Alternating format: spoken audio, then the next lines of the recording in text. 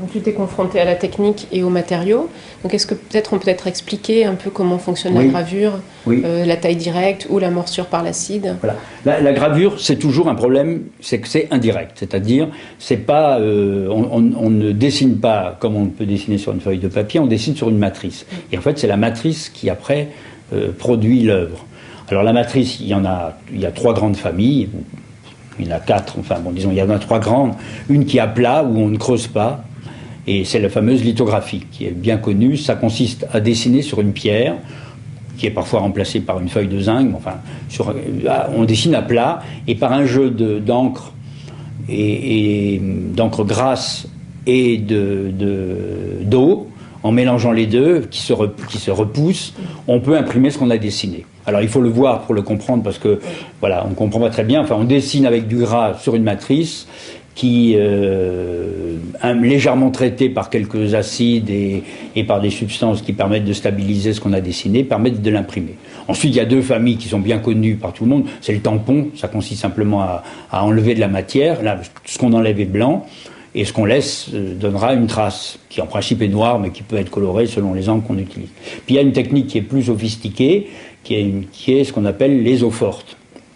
Alors eau forte, ça veut dire acide, ça consiste à prendre une plaque qui peut être de l'acier, du zinc, du cuivre, sur lequel on met un vernis. On enlève ce vernis, mais sans creuser, on l'enlève simplement, et on a un acide qui creuse à la place. Alors c'est très agréable pour l'artiste, parce que ça ne demande pas vraiment une grande dextérité. Il suffit avec un bic ou avec une pointe aiguisée d'enlever le vernis qui est dessus, qui est un vernis dur, et on a donc une plaque qui, une fois qu'elle a été mordue par l'acide, peut être elle aussi ancrée, qui est l'inverse du bois gravé. C'est-à-dire que le bois gravé, on imprime ce qu'on a laissé, et l'eau forte, on imprime le contraire, l'encre doit aller chercher, s'enfoncer dans les tailles, et au moment de l'impression, le papier humide va chercher l'encre dans les tailles. C'est le contraire du bois gravé. Et ça donne aussi des effets très différents. Un trait plus fin, très souvent. Enfin, on peut apporter alors plus de délicatesse dans le travail. On peut faire des hachures, on peut apporter des effets de la vie, des choses comme ça. C'est un procédé assez riche, mais qui pose un problème, c'est qu'il est très long à imprimer. Et il demande un peu plus de savoir-faire, comme ça. Donc je crois que ces 3 registres très différents, je les ai utilisés avec sans doute une préférence pour le bois gravé. D'abord, il y avait le côté un peu immédiat, et puis il y avait ce côté un peu, un peu la bataille contre une planche de bois, quoi. Donc ça, j'ai décliné beaucoup de choses sur ces trois techniques, avec ces 3 techniques. Peut-être que je me trompe, mais ta préférence, ton goût particulier pour le bois gravé, moi je l'associe aussi à ton goût pour justement des discussions plus politiques. Il y a quelque chose qui est de l'ordre du tract et de l'affiche de propagande dans le rendu du bois gravé. En fait, ta question, ça permet aussi de voir que quand on fait des estampes, nécessairement, on a la possibilité de les multiplier, ce qu'on fait presque toujours. On pourrait imprimer un seul bois gravé, mais enfin on en imprime toujours une dizaine. Donc on a au départ le désir d'en faire, je dirais, pour que ça existe, il faut quand même qu'un artiste ait envie de faire quelque chose. Mais après, la fabrication de ces multiples, il faut savoir ce qu'on en fait. Donc nécessairement, il y a une circulation de cette œuvre qui est...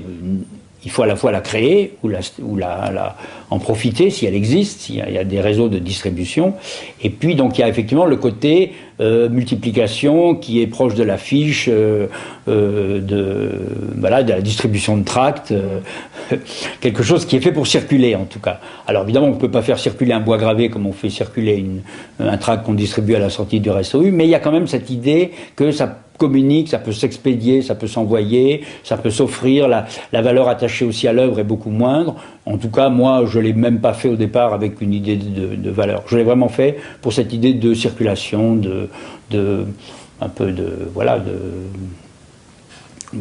c'est la possibilité d'offrir, c'est un peu... On a à la fois quelque chose sur lequel on a beaucoup travaillé, mais une fois qu'on en a imprimé beaucoup, on a aussi ce plaisir d'avoir une œuvre un peu proliférante et qui peut circuler, du coup, facilement, quoi. Et d'ailleurs, c'est cette raison pour laquelle j'ai, à un moment donné, entre autres, il y avait eu, je me rappelle, je ne sais pas si c'est vraiment comme ça que c'est à ce moment-là que j'ai pensé, mais dans les années 90, il y a eu à un moment donné une crise. Et puis justement, les artothèques qui avaient été créées commençaient à être saturées, commençaient aussi à se tourner vers, vous voulez collectionner les photographies.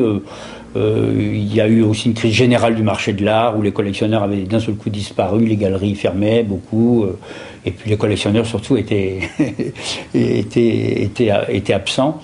Et donc je me suis dit que, puisque j'avais ce désir de continuer à beaucoup imprimer des estampes déjà, que peut-être c'était bien de les faire pas seul, de sortir de la solitude de l'atelier et de les faire avec quelqu'un. Alors évidemment, les partenaires idéaux pour ça, c'est les écrivains, les poètes, voilà, les deux grandes catégories.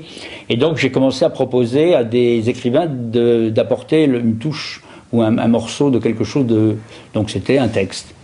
Alors, il y avait aussi, à ce moment-là, j'avais changé d'école et j'étais dans une école où il y avait un typographe. Donc, j'avais un imprimeur avec moi. Et donc, je pouvais multiplier par... j'avais du coup toutes les techniques un peu d'impression à ma disposition.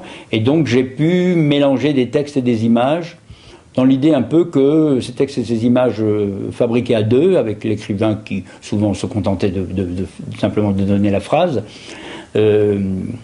une fois imprimé, je faisais un partage, et ce partage, l'écrivain donc lui-même le faisait circuler. Donc il y avait un peu cette idée que de connexion en connexion, d'écrivain en écrivain, d'ami en ami, se créait une sorte de réseau un peu invisible, pas forcément d'une efficacité commerciale importante, mais il y avait un réseau qui débordait du coup à la fois la solitude de l'atelier et puis les milieux des galeries. Donc on touchait les bibliothèques, les gens intéressés par la littérature, qui ne sont pas forcément toujours les mêmes.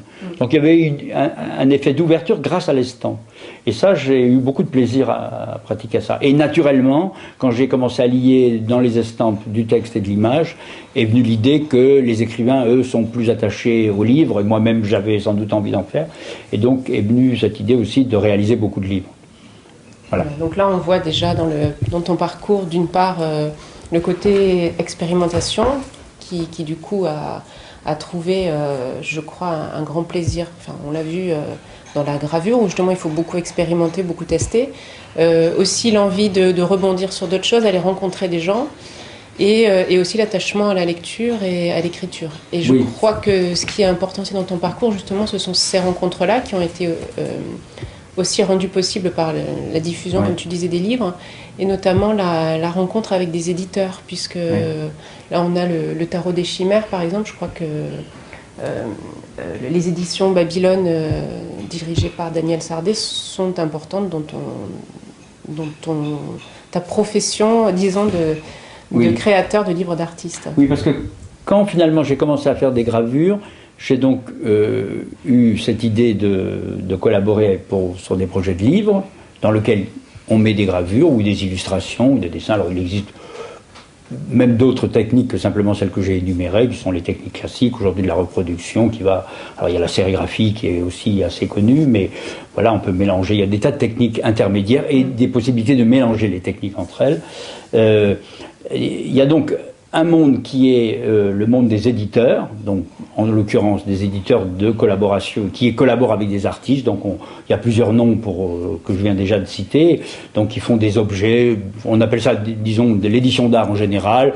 Après il y a des querelles sur les noms, livres d'artistes, livres illustrés, etc. Moi je n'ai pas vraiment de religion, j'ai collaboré et réalisé des choses dans des catégories un peu différentes. Voilà. Donc les premières commandes sont effectivement venues de Daniel Sardet et de Strasbourg, que j'avais quitté donc quelques années auparavant, et pour des projets vraiment que seuls les éditeurs font, qui sont des projets qui demandent à la fois une mise à la fois de fonds financières importantes, et puis voilà, il y a un savoir-faire qui est un peu celui de l'éditeur. Ensuite, moi, une fois que ces collaborations avec des vrais éditeurs s'est faite, j'ai eu moi-même le désir d'en faire, et donc de me transformer un peu en éditeur. Mais je vais montrer comme ça deux choses qui sont très différentes, qui montreront qu'il y a deux philosophies qui sont assez différentes. Alors, par exemple, là, c'est le premier livre où j'ai été invité à participer. Alors, c'est un livre un peu compliqué, mais qu'on peut qu'on peut voir sur la table. Alors c'est un livre qui a été fait par un éditeur de Strasbourg qui avait réuni à la fois un artiste qui travaillait sur les marges du livre, moi qui accompagnait le texte qui a été typographié sur un beau papier. J'ai au milieu deux eaux fortes qui un peu font le cœur du livre, et puis sous un système très compliqué de reliure qui a été créé par un relieur spécialement pour ça, il y avait un de mes premiers bois gravés imprimé et plié et glissé à l'intérieur du livre. Alors c'est un livre surtout compliqué à faire parce qu'il y a un système de reliure très sophistiqué qui peut être fait que par un véritable relieur. Donc là on a à la fois un mélange d'un travail comme le mien très spontané, de faire une gravure, et puis après un emballage très sophistiqué. Alors il y a un second exemple avec le même éditeur qui lui aussi a un travail très sophistiqué, qui est un hommage à Nerval sous la forme d'un jeu de tarot. Alors il y a des intermédiaires, il y a les fameux poèmes de Nerval. Il y a des interprétations plus ou moins délirantes de l'auteur du livre, et puis il y a tout un jeu de cartes qui a été sérigraphié à partir de maquettes que j'avais fait et qui donne un ensemble dans une boîte très compliquée à réaliser. Voilà.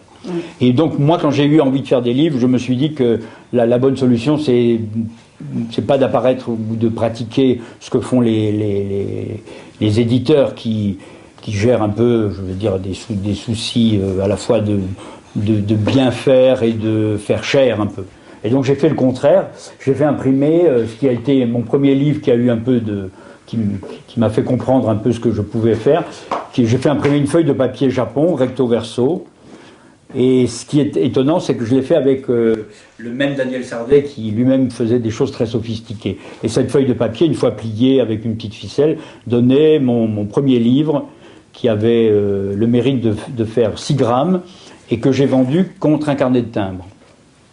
Et du coup, à la fois sur le plan économique et sur le plan de la conception, je me suis attaché à faire des choses relativement simples. Et j'ai créé donc une maison d'édition qui avait comme principale caractéristique de n'avoir pas de nom fixe. Et donc chaque fois que je faisais un livre, je créais un nom de maison d'édition et souvent une ville. Alors celle-ci, c'est les éditions Mercuriola qui étaient à Paris. Et ensuite, j'ai fait, sur le même registre, un peu des choses simples à faire. Alors parfois, j'ai sophistiqué les réalisations, mais sur le même registre, j'ai fait comme ça, vraiment, et avec aussi la même idée que de la quotidienneté presque, c'est-à-dire de faire de lier cette aventure de fabrication de livres un peu à un emploi du temps, qui est au quotidien. Donc j'allais à mon atelier et j'avais en permanence des correspondances avec des écrivains sur des projets de livres d'artistes. Et j'ai fait comme ça presque 200 livres, donc ça veut dire presque 1 par mois ou 2 par mois. Donc avec un rythme de... Voilà, c'était un peu une forme de travail d'atelier. Voilà, j'allais dans l'atelier, je faisais une peinture, et puis après je m'occupais de réaliser, confectionner des livres qui étaient basés sur l'échange avec un écrivain ou un poète.